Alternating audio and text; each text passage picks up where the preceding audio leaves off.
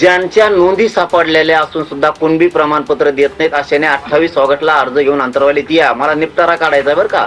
पुन्हा पुन्हा सांगतो मराठा समाजाला. मराठा आरक्षणाचा वाद मिटवण्यासाठी आणि 29 ऑगस्टला होणारे मोठे आंदोलन रोखण्यासाठी सरकारचे बडे मंत्री थेट मनोज जरांगे पाटील यांच्या भेटीला अंतरवाली सराटी गावात पोहोचतात.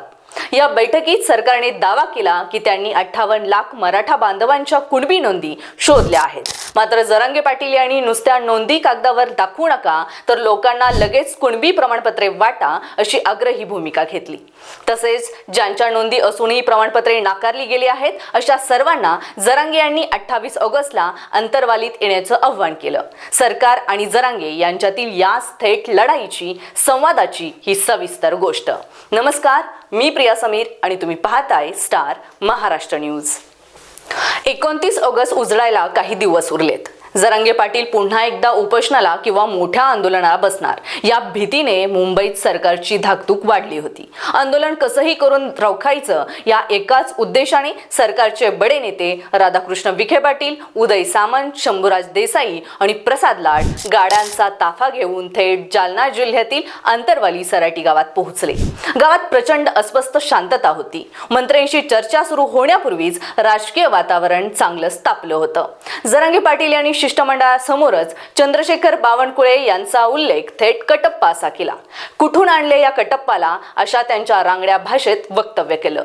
लोकांनी पडद्यामागून हालचाली करून मराठ्यांचं वाटोळं केलं असा थेट आरोप जरांगे यांनी संजय शिरसाट यांच्यावर केला. त्यामुळे शिष्टमंडळातील मंत्री प्रचंड दबावाखालीच असल्याचं जाणवलं. बैठकीत मंत्र्यांनी जरांगे यांना समजवण्याचा प्रयत्न केला. आम्ही शिंदे समितीच्या माध्यमातून 58 लाख कुणबी नोंदी शोधल्या आहेत. हे सरकारचं मोठं यश आहे. विखे पाटलांनी थेट शिंदे समितीचे अध्यक्ष माजी न्यायमूर्ती संदीप शिंदे यांना फोन लावला. मोबाईलचा स्पीकर ऑन झाला आणि अख्ख्या खोलीत न्यायमूर्तींचा आवाज घुमला. जरांगे यांनी थेट विचारलं, न्यायमूर्ती साहेब, या 58 लाख नोंदी नक्की काय आहेत? न्यायमूर्तींनी स्पष्ट केलं, जरांगे या नोंदी जुन्याच आहेत, ज्या आम्ही कागदपत्रे हुडकून नव्याने शोधल्या आहेत आणि त्या वैध आहेत. यावर जरांगे यांनी तिथेच उपस्थित मंत्र्यांकडे पाहून थेट मुख्य मुद्द्याला हात घातला. न्यायमूर्तींनी स्पष्ट केलंय की नोंदी खऱ्या आहेत.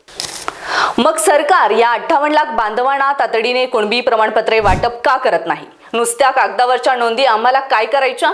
शंभूराज देसाई म्हणाले, सरकार कोणतीही कुणबी नोंदी कमी करणार नाही. विखे पाटील यांनी शब्द दिला, प्रमाणपत्र वाटपाची प्रक्रिया सोपी केली जाईल. 41 प्रकारच्या वेगवेगळ्या कागदपत्रांचा आधार घेऊन स्थानिक पातळीवरील त्रुटी तत्काळ दुरुस्त केल्या जातील. मंत्र्यांनी जरांगे यांना 29 ऑगस्टचं आंदोलन मागे घेण्याची विनंती केली.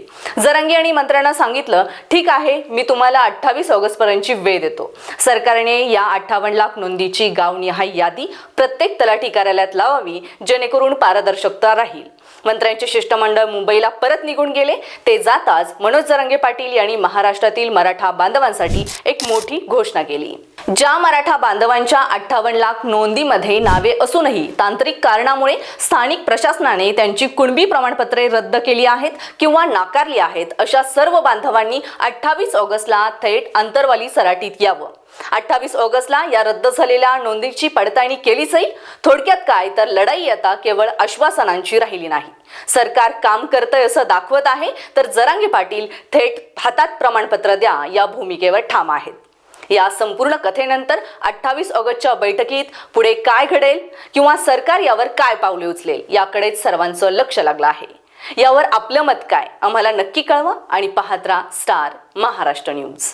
नवनवीन घडामोडी पाहण्यासाठी स्टार महाराष्ट्र न्यूजला सबस्क्राईब करा आणि ताज्या बातम्यांचे अपडेट मिळवण्यासाठी बेल आयकॉनला प्रेस करा आणि परिपूर्ण बातमीबरोबर रहा, इतरांपेक्षा एक पाऊल पुढे.